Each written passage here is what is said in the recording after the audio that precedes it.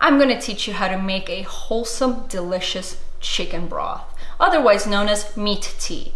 No smartass, it's not meat juice. We're not juicing anything. What are you, vegan? And to anyone thinking, oh, why aren't you doing political videos anymore? What's more political than diet? The first thing we need is a giant pot. This will not do. This is a small pot. No. We need a pot big enough to boil a hogshead. Little life hack here. Put the water on. No hands. I like to get my water from a big Berkey because who trusts municipalities? Kefir break. Once the pot is half full, you want to put it on high on the stove. Keep in mind, you don't want to keep it on high when the ingredients are in. Do not boil the stock, people. It ruins it. You want a gentle simmer. Gentle simmer. Before we continue, I need to clear up some misconceptions about Slav food. Potatoes are not Slav food. That's famine food. Slavs eat that when, the other option is cannibalism. Real Slav food is not slave food. Here's the difference. Slav food, moose lips, the entire bear, blinis made from fermented dairy, caviar, dried fish, fresh fish from Baikal, bone marrow, hearty, meaty soups, veggies in pickle form, wild berries, wild mushrooms, raw egg with rye bread in it, crawfish, freshly grasped from the depths of a murky lake. I remember in high school, 2 of my friends became vegetarian, and I dedicated myself to eating 3 times as much meat just to counteract their efforts. Take the chicken out of the birthing bag. Let's discuss the ingredients. I have a whole chicken with the organs. If you can get it that way, that's perfect. The organs provide a lot of nutritional value for the stock. They usually come in this weird bag stuffed right inside the chicken. There's a liver, a heart, kidneys, and a neck. The neck is awesome. Nibble on the neck after you boil it. So then you have some vegetables.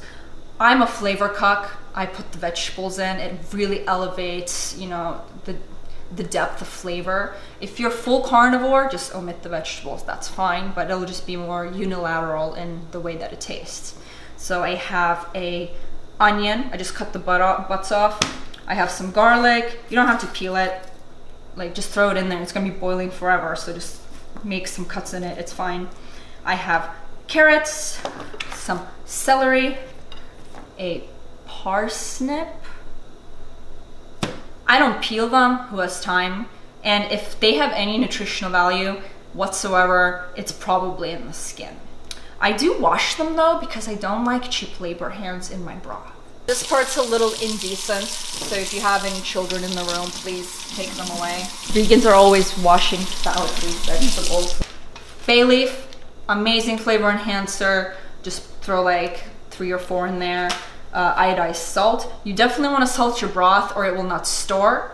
It will just go off in a few days. It is meat tea.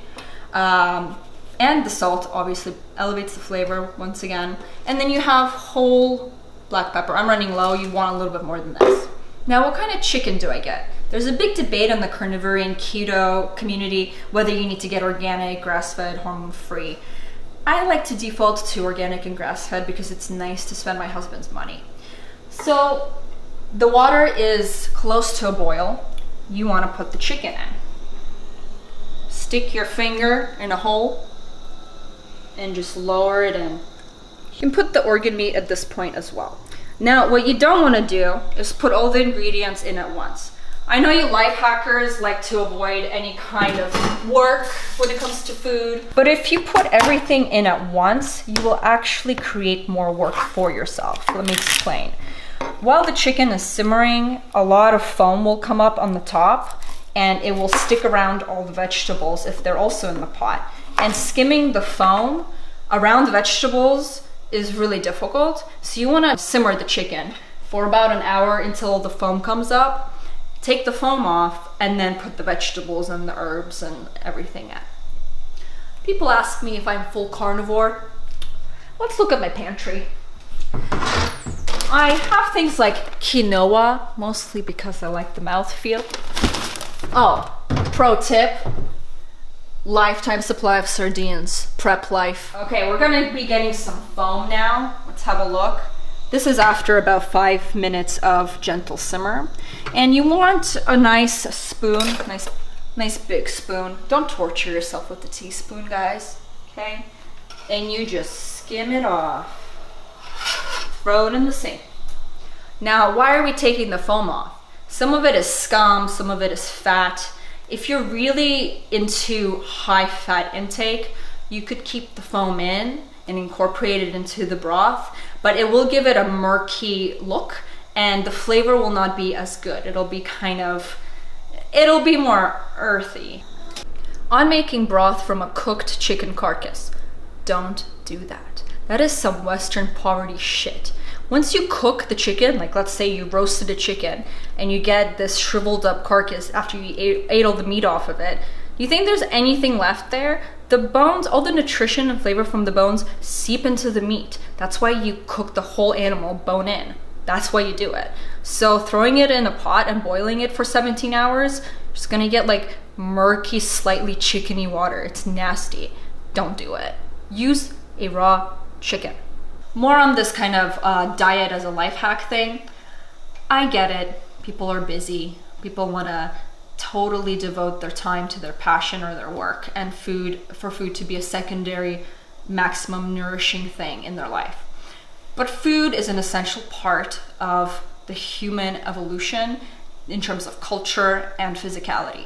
So to omit the process and the spirit and the love that has gone into cooking or eating the animal is a little bit counterproductive if you actually want to be healthy. Just some food for thought. Mom jokes. So this is the last fat skim. That's about it. It's not gonna come out anymore. And this is about the temperature you want the water to be. So it's just a very light simmer. And you see all of this beautiful fat that is now incorporated into the water from the chicken. Serve this to your woman every day and she'll become as fertile as I am. You want to flip the chicken sometimes too, because the top can be exposed. Aren't you supposed to like Slav squat?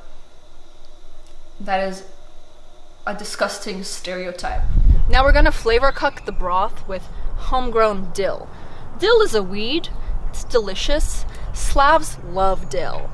Now, my perspective on the whole carnivory thing is plants are vile, vindictive creatures, so kill them, put them in your soup. Less plants, better world. At this point, you can incorporate the vegetables. This is the hand-picked dill that we have, so the ones with the stems you want to put in at the very end, and then you want to leave some fresh dill for garnish once you're already pouring yourself a bowl. Otherwise, put in the onion, put in the garlic, carrots, parsnip, and celery. There you go. Then you gotta do the salt and the bay leaf and the pepper. So I just grab a pinch, so you get like 5 pieces. Yeah, just check out how big those look. And then you want to do this is iodized rock salt. So you want to do about 2 scoops. It seems like a lot, but you have, look how much water is in there. So it's about perfect. And then you taste it throughout and you see if you want to add anything. Don't over salt it, because then you'll have to dilute the stock and that sucks. And then put your black pepper in. Now you want to leave this. Leave it at a gentle simmer. Make sure you don't boil it. That's a style of broth you could do. They do that in Asia a lot, like for pho and ramen, and you get this kind of thick, super viscous, meaty broth, which is fine. I love that stuff, but we're not doing that today. This is about an hour in. It's nowhere near ready. As you saw, the vegetables aren't all floating to the top. The chicken is still a little pale. You want a lot more color, and then you'll know that it's done. You could also taste it. If it's still tasting bland, keep simmering it, get the water level down, and it'll be a heartier broth. Now, let's take a moment to talk about the standard American diet.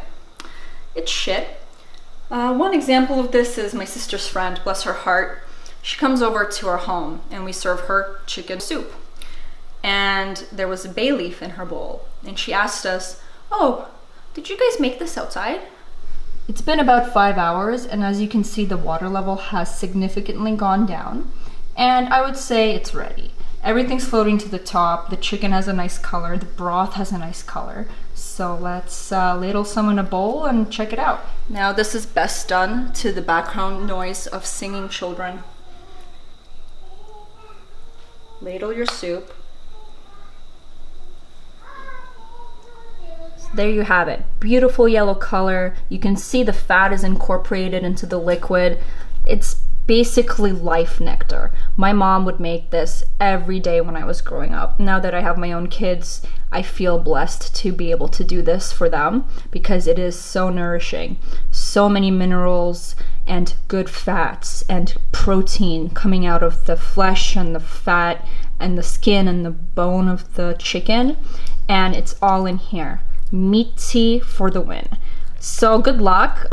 Some quick tips. If you see there's like bits floating around in there, if you want to be a purist, you can strain it through a cheesecloth, but it's not necessary at all.